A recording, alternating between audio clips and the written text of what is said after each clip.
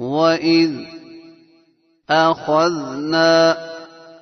مِيثَاقَكُمْ وَرَفَعْنَا فَوْقَكُمُ الطُّورَ خُذُوا مَا آتَيْنَاكُمْ بِقُوَّةٍ وَاذْكُرُوا مَا فِيهِ لَعَلَّكُمْ تَتَّقُونَ ثُمَّ تَوَلَّيْتُمْ مِنْ بَعْدِ ذَلِكَ فَلَوْلَا فَضْلُ اللَّهِ عَلَيْكُمْ وَرَحْمَتُهُ لَكُنْتُمْ مِنَ الْخَاسِرِينَ وَلَقَدْ عَلِمْتُمُ الَّذِينَ اعْتَدَوْا مِنكُمْ فِي السَّبْتِ فَقُلْنَا لَهُمْ كُونُوا قِرَدَةً خَاسِئِينَ فَجَعَلْنَاهَا نَكَالًا لِمَا بَيْنَ يَدَيْهَا وَمَا خَلْفَهَا وَمَوْعِظَةً لِلْمُتَّقِينَ وَإِذْ قَالَ مُوسَى لِقَوْمِهِ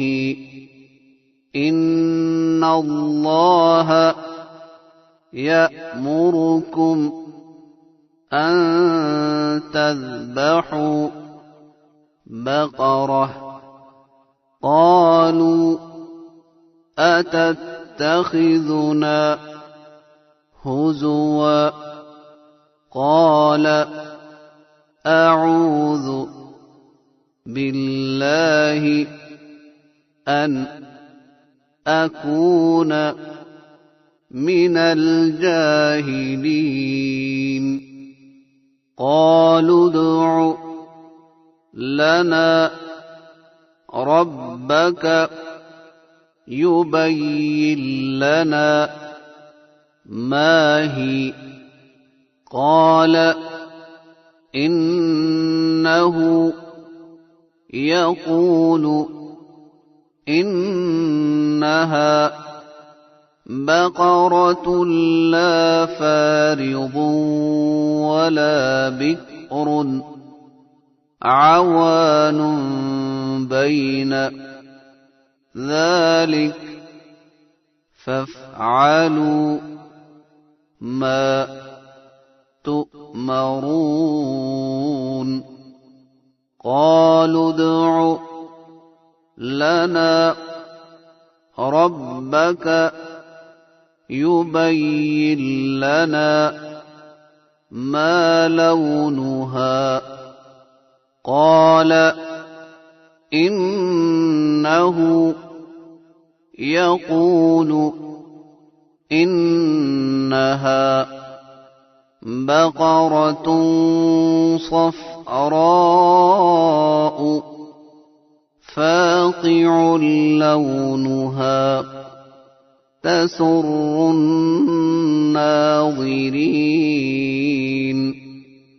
قَالُوا ادْعُ لَنَا